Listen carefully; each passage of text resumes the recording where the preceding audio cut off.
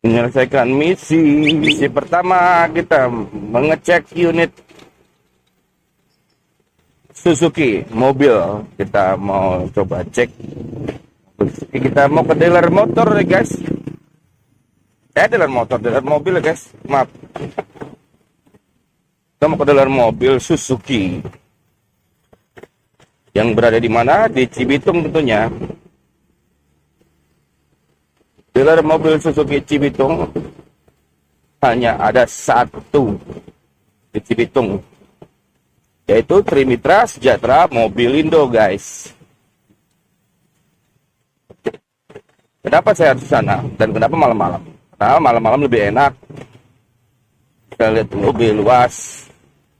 Kalau siang-siang kan banyak sales-sales counternya ya, jadi saya agak risih. Kenapa risih? Karena nanti banyak yang narik-narik saya, mencoba menawarkan kepada saya. Saya tidak mau. Saya mau, yang saya mau itu apa sih namanya? Saya punya channel dari security ya. Jadi lebih enak pakai orang dalam daripada kita nanya ke sales counternya ya. Jadi lebih enak pakai orang dalam, yaitu via security ya, via satpam. Saya minta carikan sales yang terbaik, yang bisa diskonnya itu digedein untuk saya. Intinya yang bisa menguntungkan untuk konsumen, tidak merugikan konsumen. Memang dasarnya hukumnya itu, hukum perkreditan itu, di mana DP gede, pasti cicilannya kecil. Tapi kalau DP-nya kecil, jangan harap bisa cicilan kecil. Hukum perkreditan itu kayak gitu. DP kecil, cicilan gede. DP gede, cicilan kecil. Mau kredit apapun itu. Baik perkreditan rumah, barang, otomotif, itu sama seperti itu. Jadi, saya juga sebagai konsumen, saya juga berpikir waras ya.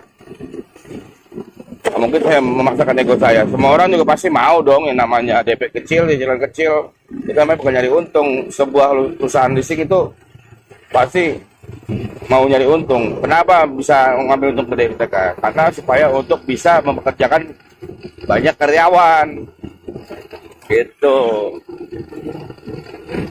Karena kalau sebuah perusahaan tanpa karyawan, itu bukan perusahaan namanya. Pasti hancur. Jadi kita sebagai konsumen juga kita harus berpikir waras, jangan gedein ego kita. Pengen cicilan kecil, DP kecil, nggak bisa. Kita nggak bisa jangan sales. Ya memang ada sales yang bermain akal. Contohnya seperti apa namanya? Seperti diskonnya dikasih kecil ke kita. Cashback ya, kalau dibilang cashback. Cashbacknya dikasih kecil ke kita. Tuh. Terus apa namanya? Cashback kecil ditambah dia pengen nyari untung gede lah intinya. Salah nakal itu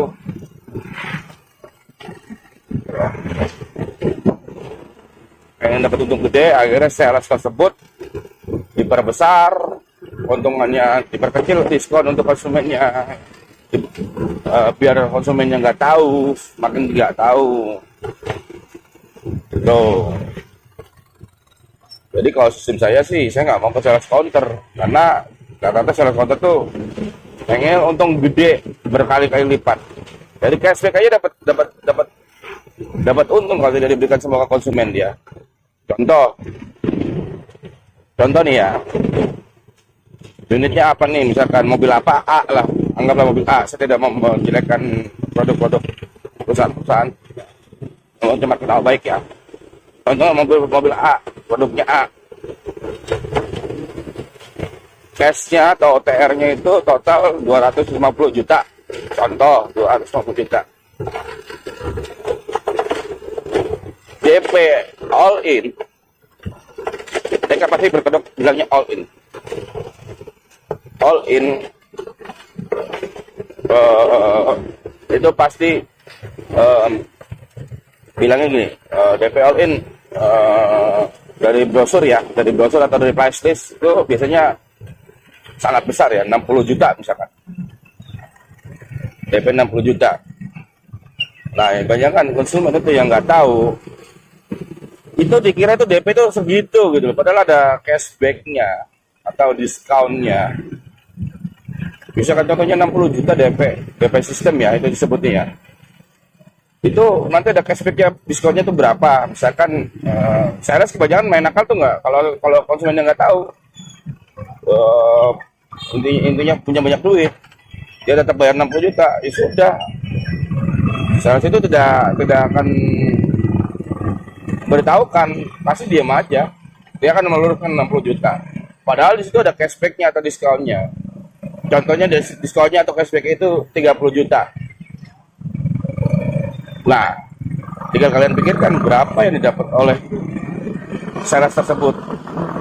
Dari cashback saja udah berapa duit. Ya toh? Belum boosternya. Kalau saya suka booster dari atau bonus dari dealer, ada lagi. Gitu. Jadi minimal kita sebagai konsumen harus tahu nilai cashback atau diskon yang diberikan oleh sales counter. Dan harus bisa kita habisin diskonnya. Kenapa? Karena sales counter tuh jarang banget dia ngasih diskon itu full. Contoh diskonnya dia 30 juta, dia ngasih 30 juta itu jarang sekali. Paling yang dikasih sama dia 22, 23, 22 atau 23 juta. Tetap masih untung gede kan dia. Ya toh? Sebentar guys. Ada yang lagi viral guys. Lagi peringatan mau masuk bulan Ramadan daripada jalanan kaki obor ya. Karena saya non muslim, saya nggak tahu ya ini acara apa. Nanti saya tanyakan ke rekan-rekan saya yang beragama muslim. Dari perumahan Grand Emerald guys. Tuh banyak guys. Yang macet akhirnya guys. Ya. Untuk kalian juga teman-teman, untuk yang merayakan jalan obor seperti itu, minta bantuan pengawalan agar bisa nanti pada saat di jalan umum nanti biar tidak tertabrak oleh kendaraan. Begitu kiranya teman-teman. Oke, lanjut lagi kita ke permasalahan diskon perkreditan otomotif roda 4. Jadi seperti itu teman-teman ya. Kalau misalkan kita nggak tahu, itu diskonnya akan dimakan oleh sales nakal. Ya memang sih kalau dibilang suatu keberuntungan ya keberuntungan ya. Tapi untuk dalam sisi pikiran si sales. Sebenarnya kalau menurut rules atau peraturan yang ada, diskon itu adalah hak konsumen. Menurut peraturan yang ada dari dealer manapun atau showroom manapun, itu hak diskon itu harus diberikan untuk konsumen ya. Walaupun tidak ada undang-undangnya, hanya saja itu peraturan perusahaan. Jadi kita sebagai konsumen kita harus mengetahui dulu untuk diskonnya berapa, caranya bagaimana. Oke, kita berkunjung ke dealer satu ke dealer yang lain. Kalau bahasa umumnya compare ya, atau perbandingan. Kita kunjungi dealer yang kita ingin tuju, unitnya apa, kita kunjungi dari dealer satu ke dealer lain yang di wilayah kita. Misalkan saya di Bekasi, saya samperin semua, kita cocokin. Di dealer A DP-nya berapa, dealer B DP-nya berapa. Langsung aja kita to the point aja dengan para salesnya. Diskonnya berapa sih atau cashbacknya berapa sih untuk unit ini? tipenya ini berapa sih. Nah, semua kita simpan di dalam otak ataupun kita catat ya, kita catat atau kita tulis di handphone kita atau bawa buku, terserah, senyamannya teman-teman aja semua. Tercatat diskonnya dealer A sekian, DP-nya sekian, cicilan sekian, oke. Terus dealer B sekian, dealer C sekian, dan seterusnya.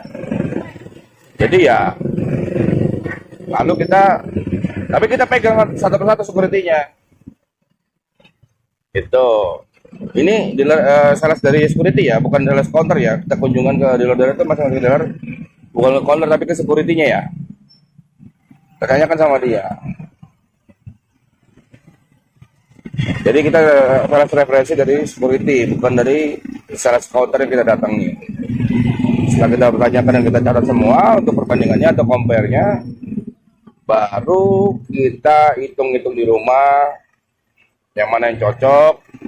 Misalkan cocoknya di dealer B atau di sales B, di sales dari dealer B. Jalan aja mbak, dia nggak bakalan nabrak, dia mah jalannya luas tuh. Ayo gas terus.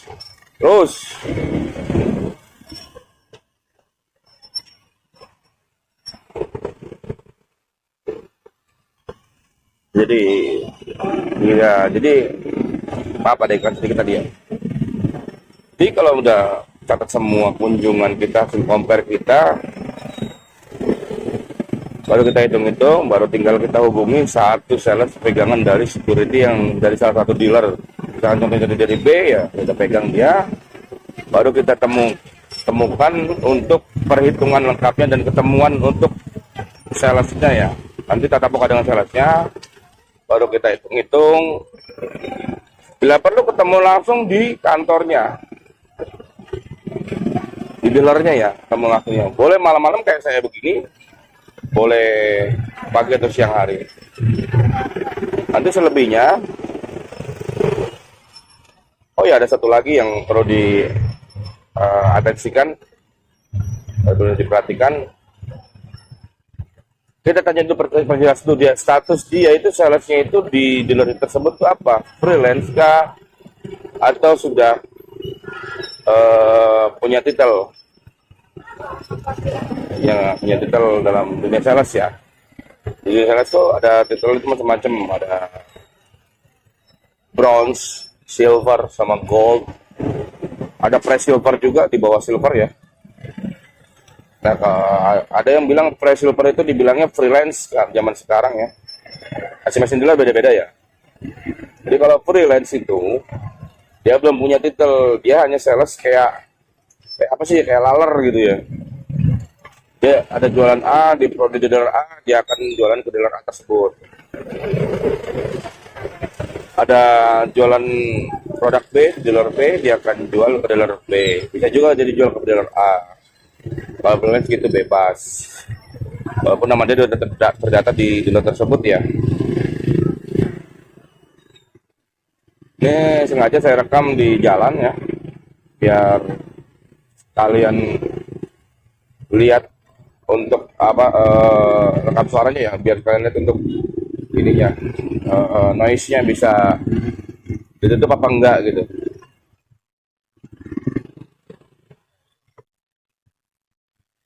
Gitu kan, gua belok kiri nih, aduh, gak dapet ya. Jadi, nah gitu.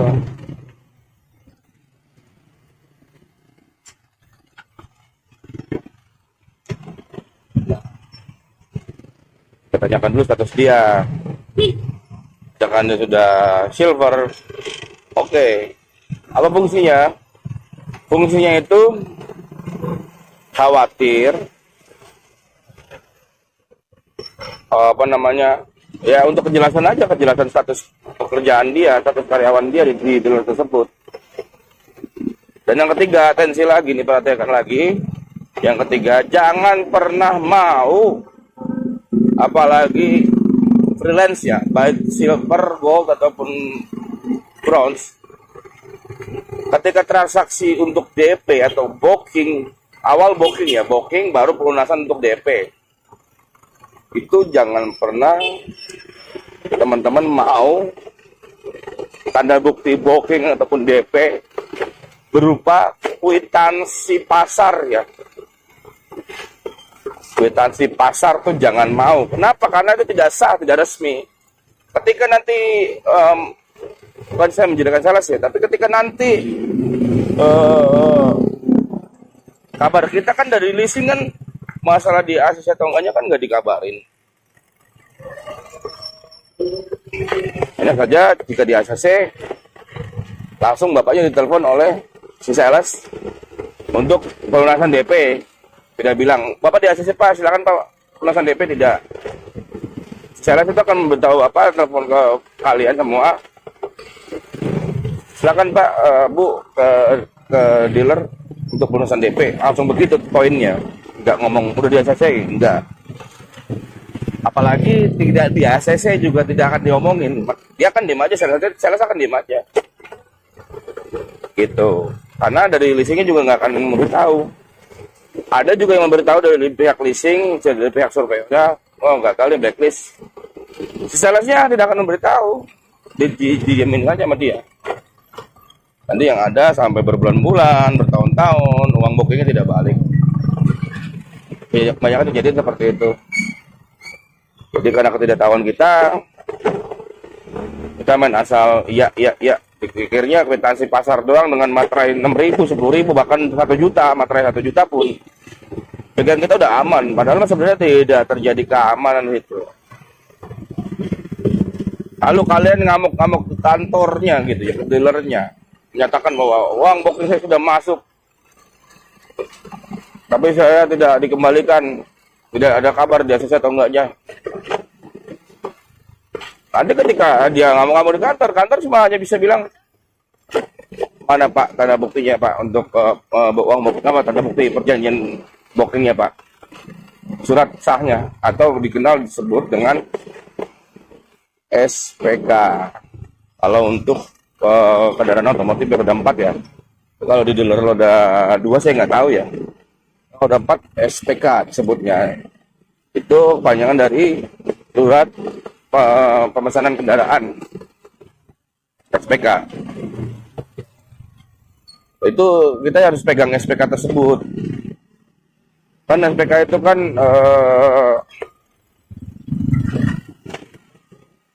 fotokopinya kita harus pegang.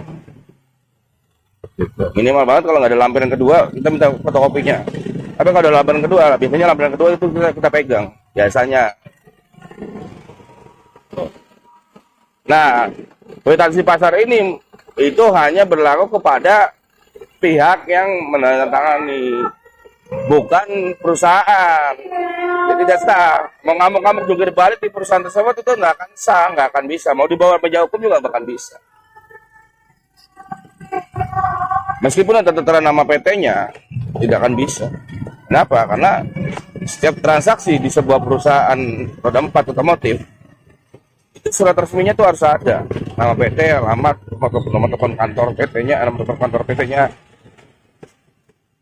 terus jumlahnya berapa, keterangan detailnya itu ada.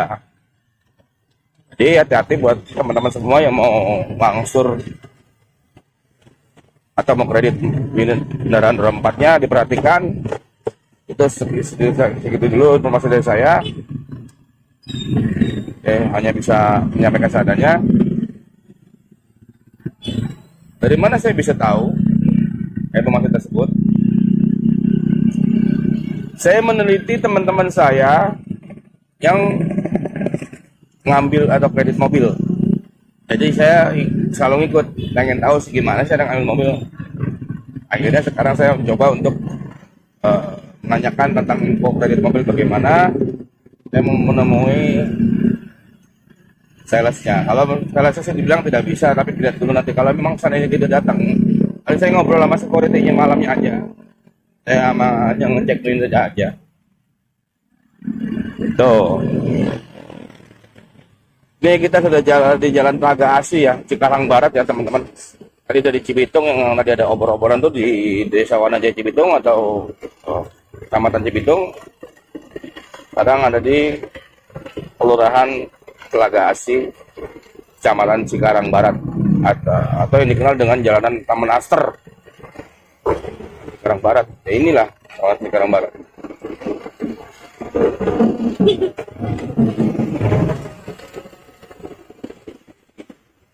Gitu teman-teman. Jadi kalau kita mengkredit sesuatu, baik barang ataupun ini kredit itu hutang ya, hati-hati dalam segala perjanjiannya. Apalagi kalau kredit unit kendaraan bermotor roda 4 atau roda 2. Itu kalau roda 2 masih mending ya. Tapi sama sih, sama nih, pelat sama. Roda 2 dan roda 4 itu sama, DP-nya itu atau bookingnya itu tinggi ya. Paling minimal itu di kendaraan roda 4 itu bookingnya itu 1 juta biasanya. Kan lumayan mas bro, kalau hilang 1 juta cuma-cuma, ya mendingan sekalian beramal ke orang susah yang membutuhkan daripada kita ikhlasin dimakan penipu, gitu. Benerin spion sebentar. Saya lari, ngebut, kecepatan tinggi. Oke, sudah sampai di jalan raya ya, jalan raya Imam Bonjol ya, Pantura. Kalau kita ke arah belakang saya, itu ke arah Bekasi. Kalau kita ke arah depan sini, ini ke arah Cikarang ya, Cikarang, Kerawang, Cikampek ke sana di Lur Pantura ini. Jalan raya Imam Bonjol ya. Oke. Tujuan sudah mau sampai, yaitu dealer mobil Suzuki Cibitung. Dealer mobil Suzuki Cibitung.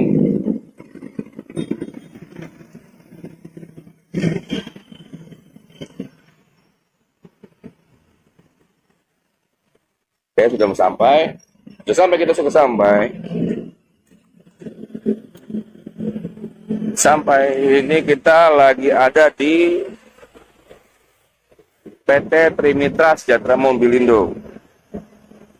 Tuh, Suzuki ya guys. Jalan Raya Persis.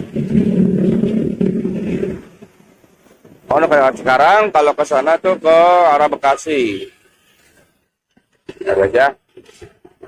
Oke. Sekarang kita masuk ke dalam guys.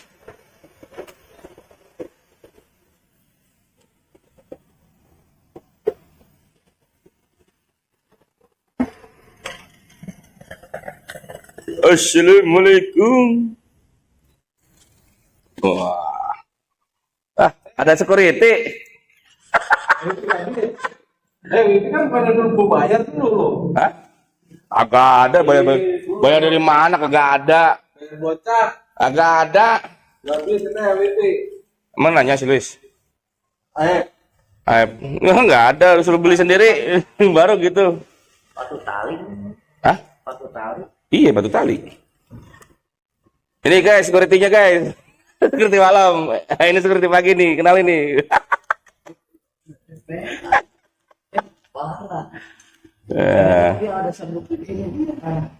Jalan gue ngerekam jalan. Lumayan buat tambahan video. Suruh 24 video.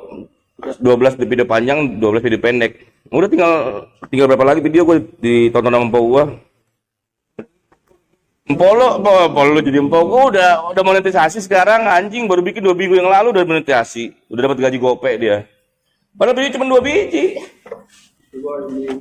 Hah? Ya lu.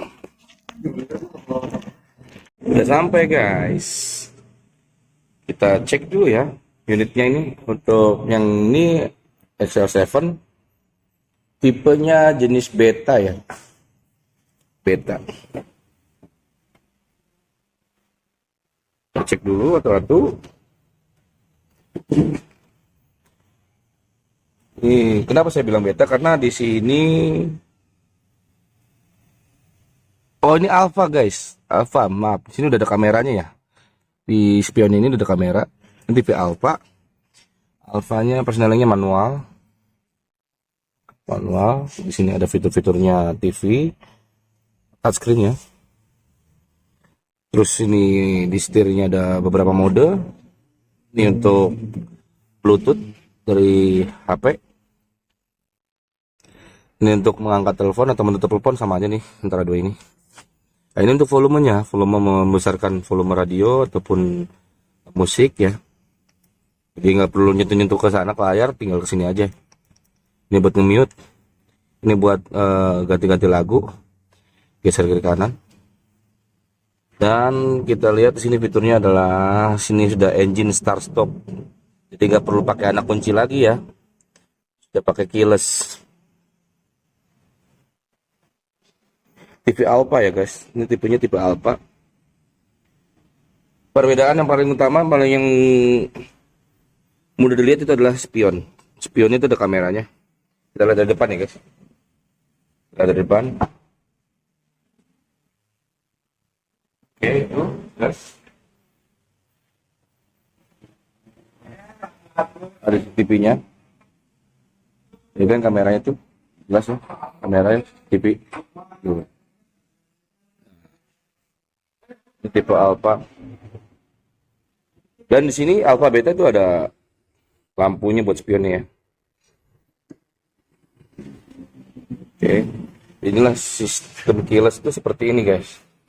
Jadi kita nggak perlu ngantong-ngantongin kuncinya, tinggal kita pencet aja sini kalau mau mengunci ya. Kalau sudah selesai dipakai, kita keluar dari unit mobilnya, kita tinggal pencet ini aja, nggak usah pencet-pencet remote-nya. Tinggal pencet ini aja udah langsung ngunci. Seatnya lumayan luas ya. Untuk XL7 ini seatnya luas sekali. 7 passenger ya, 7 penumpang. Kita cek kita lagi. Nah, ini di sini CCTV-nya depan belakang ya. Ini kamera mundur juga ada di sini tuh. Di sini khusus buat CCTV ya. CCTV yang tadi HDR digital record digital real view mirror. Jadi bisa buat CCTV depan belakang CCTV-nya. Luas sekali guys. Di sini ada decknya buat taruh barang.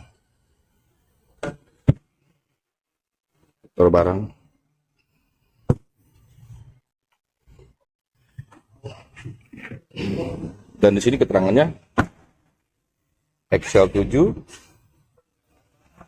Alpha ya. Alpha. Untuk yang Alpha lebih mudah diciriin, itu tidak perlu lihat ke TV, bisa kan pakai kaca film. Kita tinggal lihat aja. Di sini ada spoiler. Ya, belum. Ada spoiler di sini, ada top roof ya. Kalau Beta biasanya tidak ada spoilernya dan tidak ada top roofnya, polos seperti Alpha. Cuman di sini Beta dan Alpha tuh sama, ini ada ininya juga, lampu untuk spionnya. Peleknya juga beda. Oke guys, ini unit untuk XL7 ya, tipe Alpha. Sekarang kita beralih ke R3 ya, R3 Sport ya, Suzuki Sport. Sini kita Suzuki Sport. Kita cek dulu fitur-fiturnya apa aja. Sama, di sini ada lampunya di spionnya. Ini yang tipe AT ya, automatic. Suzuki Sport Automatic. Oke. Kita lihat fitur-fiturnya. Sama, di sini udah pakai auto start stop engine. Setirnya juga sama, ada pengaturan untuk displaynya ya, display apa, layarnya sama, nggak tahu berapa in. Dan sini persnelingnya tipe Matic ya guys. Matic itu hanya rem dan gas aja. Oke, ada lagi yang perlu kita ini. Dan sini tipe sport ini list dashboardnya ini ada motif kayu ya. Bagus guys.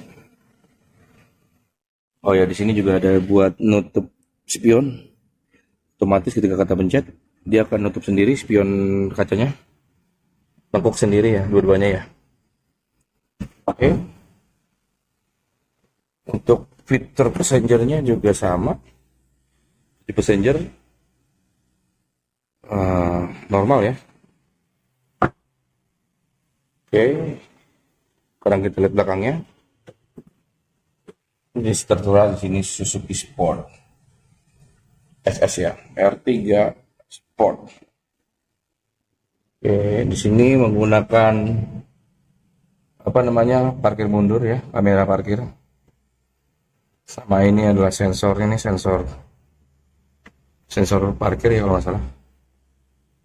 Oke, kita buka. Di sini sama fitur, ada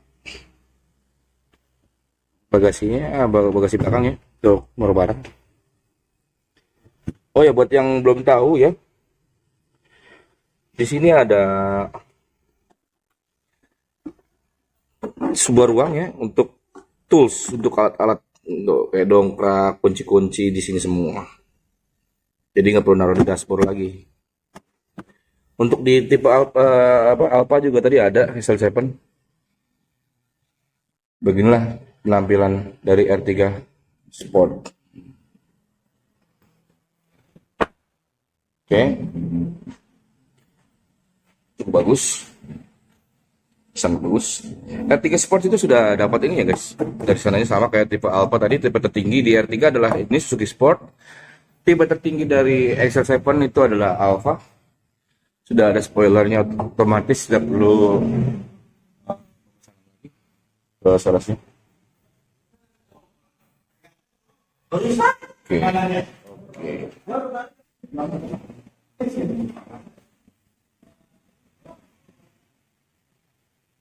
Di dealer ini adalah dealer Trimitra Sejahtera Mobilindo, Suzuki Trimitra Sejahtera Mobilindo. Oke, kita cek lagi ada apa aja sih di dealer ini. Oke. Keluar, kita cek dari jalan ya guys. Trimitra Sejahtera Mobilindo, Suzuki Trimitra Sejahtera Mobilindo. Terletak di samping jembatan Rawapalangan ya. Kalau di ini namanya jembatan Rawapalangan, Jalan Imam Bonjol kalau nggak salah. Kalau salah mau dimaafkan. Oke, ada pelangnya juga Suzuki. Yang dari arah Cikarang, lihat sebelah kanan setelah jembatan Rawapalangan tadi, maka akan melihat pelang Suzuki. Putar baliknya nanti di sana. Di putaran balik di depan PT Wafin ya, atau Rucika. Oke, apa saja yang ada di dealer mobil ini? Trimitra Suzuki Mobilindo. Ternyata ada bengkelnya juga guys. Yang mau servis di sini bisa ya. Ini ada unit Ignis lagi mau servis ya. Ignis servis. Ini Ignisnya tipenya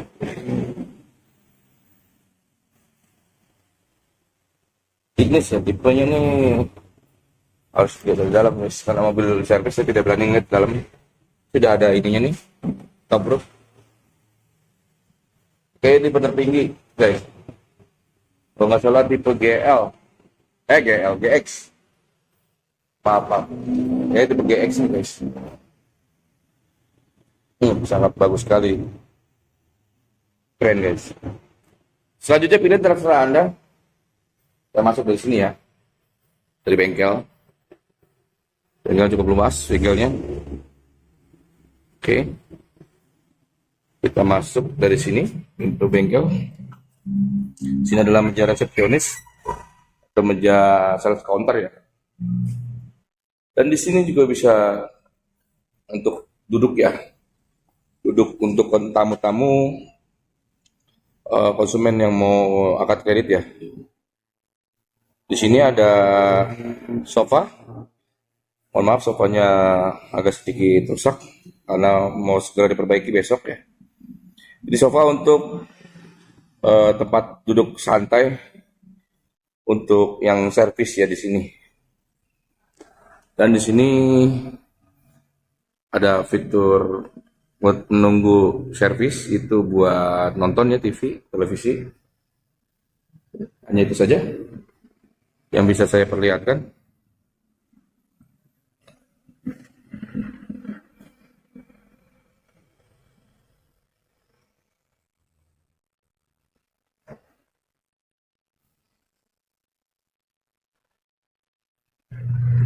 Oke.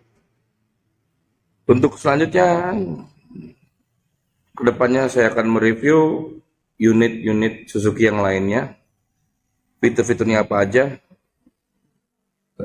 Di lain waktu ya, di video yang selanjutnya ya. Jangan lupa pantengin terus ASC Indonesia. Salam. Matalengke.